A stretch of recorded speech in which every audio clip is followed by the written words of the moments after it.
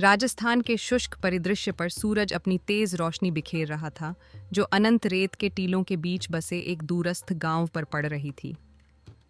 यह गांव था खिलारी, एक छोटा और भूला बिसरा गांव जो समय में जैसे अटका हुआ था, आधुनिकता से अछूता। इसकी तंग और घुमावदार गलियां मिट्टी के घरों के बीच से होकर गुजरती थीं, जिनकी दीवारों पर भगवानों और देवी देवताओं की फीकी होती हस्तनिर्मित आकृतियां बनी थीं।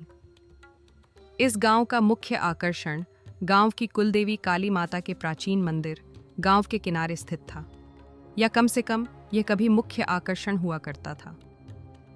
अब यह अतीत का एक जीर्ण शीर्ण अवशेष बन चुका था, जिसकी भव्यता एक अजीब सुनसान खामोशी में बदल गई थी। दशकों से मंदिर को छोड़ दिया गया था, इसके दरवाजों को भारी लोहे की जंजीरों से बंद कर दिया गया था। गांव वाले इससे दूरी बनाए रखते थे। इसके श्राप और दुष्ट आत्माओं की कहानियां उन्हें दूर रखने के लिए काफ़ी थीं। कुलदेवी नाराज हैं, वे कहते थे। डर से उनकी आंखें चौड़ी हो जाती थीं। उनके क्रोध ने हमारे गांव को श्रापित कर दिया है और कोई भी उनकी नींद को बाधित करने की हिम्मत नहीं करता। डॉ नेहा शर्मा, एक प्रसिद्ध पैरानॉर्मल अन्वेषक, एक तपती दोपहर को खिलारी पहुंची। एक व्यावहारिक कुर्ता और जीन्स पहने वह अपनी जीप से उतरीं और जिज्ञासा और दृढ़ संकल्प के मिश्रण के साथ गांव का निरीक्षण करने लगीं। नेहा के लिए डर कोई नई बात नहीं थी। उनका करियर उन्हें प्रेतबाधित हवेलियों, श्रापित जंगलों और परित्यक्त अस्पतालों तक ले गया था, लेकिन इस गांव के बारे में कुछ अलग महसूस हो रहा था। हवा में एक दबाव था, एक भार जो एक अदृश्य आवरण की तरह उनसे चिपक गया था। गांव के मुखिया, एक बुजुर्ग व्यक्ति जिसका नाम भंवर सिंह था, ने उनका सतर्क मुस्कान के साथ स्वागत किया। उनका पगड़ी चमकीला लाल था, उनके झुर्रीदार चेहरे के विपरीत। आपको यहाँ नहीं आना चाहिए था डॉ शर्मा, उन्होंने कहा। उनकी आवाज़ कांप रही थी। मंदिर ये श्रापित है। कई लोग जिन्होंने इसे प्रवेश करने की हिम्मत की कभी वापस नहीं लौटे। यही कारण है कि मैं यहाँ आई हूँ भंवर जी, नेहा ने स्थिर आवाज़ में जवाब दिया। श्राप और भूत अक्सर कहानियों और अंधविश्वासों में जड़ें रखते हैं। मैं सच्चाई को उजागर करना चाहती हूँ। गांव वाले उनके चारों ओर इकट्ठा हो गए। उनके चेहरे विस्मय और डर के मिश्रण से भरे हुए थे। वे आपस में फुसफुसाए। उनकी आवाज़ें अजीब छायाओं, अज्ञात फुसफुसाहटों और मंदिर से रात में गूंजने वाली ठंडी चीखों की कहानियों को बयां कर रही थीं। लेकिन नेहा अप्रभावित रही। उन्होंने यह सब पहले भी सुना था। मंदिर कभी गांव का दिल हुआ करता था, पूजा और उत्सव का स्थान। लेकिन दशकों पहले एक भयानक घटना ने सब कुछ बदल दिया। गांव वालों के अनुसार एक पुजारिन जिसका नाम कामिनी देवी था, ने मंदिर के भीतर एक प्रतिबंधित अनुष्ठान किया था, जिसमें वह काली माता की शक्ति को व्यक्तिगत लाभ के लिए प्राप्त करना चाहती थी। अनुष्ठान भयानक रूप से गलत हो गया और मंदिर एक अलौकिक तूफान से घिर गया। जब तूफान थमा, कामिनी देवी को मृत पाया गया। उसका शरीर भयानक तरीके से विकृत था। गांव वालों ने इसे देवी के क्रोध का संकेत मानकर मंदिर को छोड़ दिया और इसे बंद कर दिया।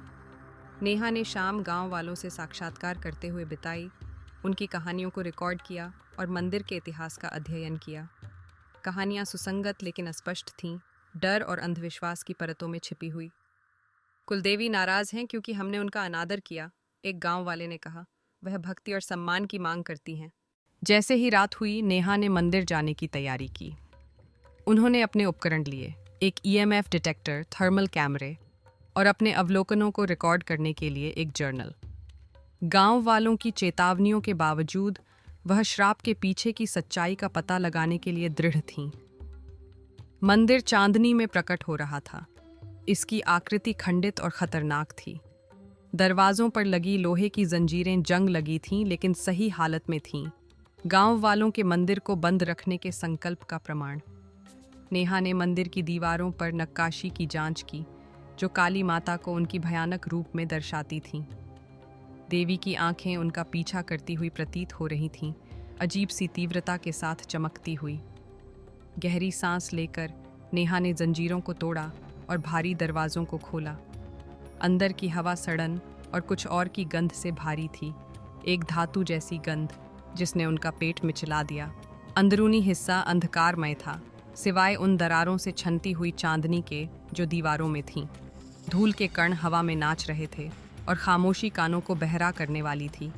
जैसे ही नेहा अंदर गईं, उन्होंने अचानक ठंड महसूस की। उनका थर्मल कैमरा तापमान में तेज़ गिरावट दर्ज कर रहा था और उनका ईएमएफ डिटेक्टर असमान रूप से बीप कर रहा था। उन्होंने रुककर अपनी टॉर्च से कमरे को रोशन किया। काली माता की एक मूर्ति मंदिर के अंतिम छोर पर खड़ी थी। मूर्ति विशाल थी, काले पत्थर से तराशी हुई, और उसकी आंखें अंधेरे में हल्की चमकती हुई प्रतीत हो रही थीं। मूर्ति के पैरों के पास सड़े हुए फूल और टूटे हुए नारियल बिखरे हुए थे। तभी उन्होंने एक गहरी गुटरगूं जैसी फुसफुसाहट सुनी। यह अस्पष्ट थी, लेकिन इसने उनकी रीढ़ में सिहरन दौड़ा दी। उन्होंने घूमकर देखा, उनकी टॉर्च ने कमरे को झाड़ा। वहाँ कोई नहीं था। लेकिन जब उन्होंने मूर्ति की ओर वापस देखा तो उन्होंने कुछ ऐसा देखा जिसने उनके खून को जमा दिया। मूर्ति की आंखें अब हल्की नहीं चमक रही थीं, वे आग की तरह जल रही थीं और देवी के होंठों पर एक भयानक मुस्कान दिखाई दे रही थी। नेहा पीछे हट गईं, उनका दिल जोरों से धड़क रहा था। उन्होंने फर्श पर किसी चीज से ठोकर खाई और नीचे देखा तो एक छोटा सा बक्सा मिला, जिसका ढक्कन थोड़ा सा खुला हुआ था। अंदर वस्तुएं थीं, एक खून से सना हुआ खंजर, एक टूटी हुई त्रिशूल और एक मंगलसूत्र। हर वस्तु अंधेरे ऊर्जा का उत्सर्जन कर रही थी, जिसने उनकी त्वचा को झकझोर दिया। उन्होंने इन वस्तुओं का सावधानीपूर्वक दस्तावेजीकरण किया, तस्वीरें खींची और नोट्स लिए, लेकिन उन्हें छूने की हिम्मत नहीं की। जैसे जैसे वे आगे बढ़ीं, उन्होंने दीवारों पर शिलालेख पाए जो एक प्राचीन लिपि में लिखे हुए थे। ऐसा प्रतीत होता था कि वे किसी अनुष्ठान का वर्णन कर रहे थे, लेकिन पाठ के कुछ भाग गायब थे, समय की मार से मिट चुके थे। नेहा ने तस्वीरें लीं, उन्हें बाद में समझने का इरादा किया, लेकिन जैसे ही वे बाहर निकलने वाली थीं, दरवाजे जोरदार धमाके के साथ बंद हो गए और अंधकार में डूब गईं। अगले दिनों में नेहा ने अजीब घटनाओं का अनुभव करना शुरू किया। उनके सपने काली माता की छवियों से परेशान थे। उनकी भयानक आकृति उनके ऊपर मंडराती थी, भक्ति और बलिदान की मांग करती हुई। वे पसीने में डूबी हुई जागती थीं, उनका दिल तेजी से धड़क रहा था। उनके कमरे में वस्तुएं अपने आप हिलतीं और उन्होंने रात के सन्नाटे में फुसफुसाहटें सुनी जो उनका नाम पुकारती थीं। एक सुबह उन्होंने अपने गले में मंदिर से लाया हुआ मंगलसूत्र पाया। उन्होंने इसे अपने साथ वापस नहीं लाया था और इसकी उपस्थिति ने उन्हें भयभीत कर दिया। गांव वालों ने उनके व्यवहार में बदलाव देखा। उनकी कभी स्थिर आवाज़ अब कांपने लगी थी और उनका आत्मविश्वासी व्यवहार डर और घबराहट से बदल गया था। उन्हें हर जगह देवी की उपस्थिति महसूस होती थी, जो उन्हें देख रही थीं, उनका न्याय कर रही थीं। भंवर सिंह ने उनसे आग्रह किया कि वे यहाँ से चले जाएं। कुलदेवी ने आपको चुना है, उन्होंने कहा। आपको अनुष्ठान करना होगा ताकि उन्हें शांत किया जा सके, अन्यथा श्राप आपको निगल जाएगा। श्राप को समाप्त करने के लिए दृढ़ संकल्पित नेहा ने शिलालेखों में वर्णित अनुष्ठान करने का निर्णय लिया।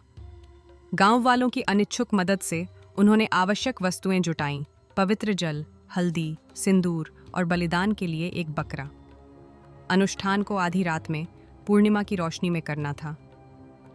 जैसे ही समय निकट आया, गांव वाले मंदिर के बाहर इकट्ठा हो गए, काली माता के लिए प्रार्थनाएं गाते हुए। नेहा सफ़ेद साड़ी में लिपटी हुई अकेले मंदिर में प्रवेश कर गईं। हवा प्रत्याशा और डर से भारी थी।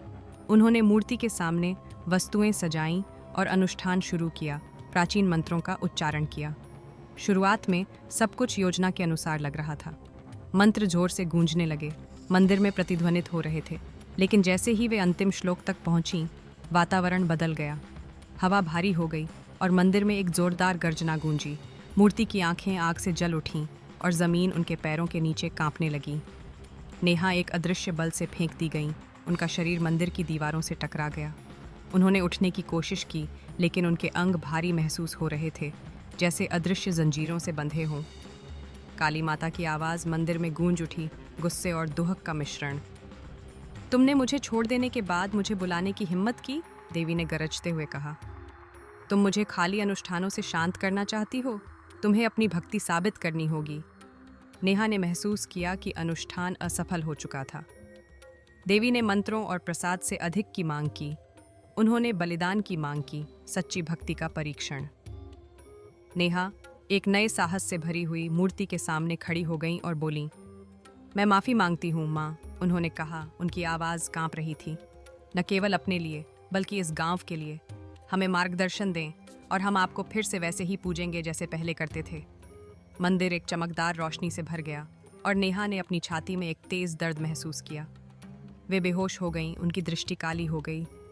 जब नेहा जागीं, वे मंदिर के बाहर थीं, गांव वालों से घिरी हुईं। मंदिर के दरवाजों पर लगी जंजीरें गायब थीं और भारी ऊर्जा समाप्त हो चुकी थी। गांव वालों ने दावा किया कि उन्होंने मंदिर से एक दिव्य प्रकाश निकलते हुए देखा और देवी की आवाज़ सुनी, जिन्होंने उन्हें क्षमा कर दिया।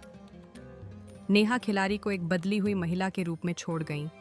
इस अनुभव ने उन्हें उनकी जड़ों तक झकझोर दिया था, लेकिन इसने उनके भीतर दिव्यता और विश्वास की शक्ति के प्रति गहरा सम्मान भी भर दिया था। गांव वालों ने मंदिर को फिर से खोला और खिलाड़ी में जीवन धीरे धीरे सामान्य हो गया। लेकिन नेहा जानती थीं कि वे हमेशा काली माता का चिन्ह अपने साथ रखेंगी, एक अनुस्मारक कि नश्वर और दिव्य के बीच की परत कितनी पतली हो सकती है। इस प्रकार कुलदेवी का श्राप समाप्त हुआ, लेकिन काली माता और उनके क्रोध की कहानी आने वाली पीढ़ियों के लिए एक चेतावनी बनकर जीवित रही।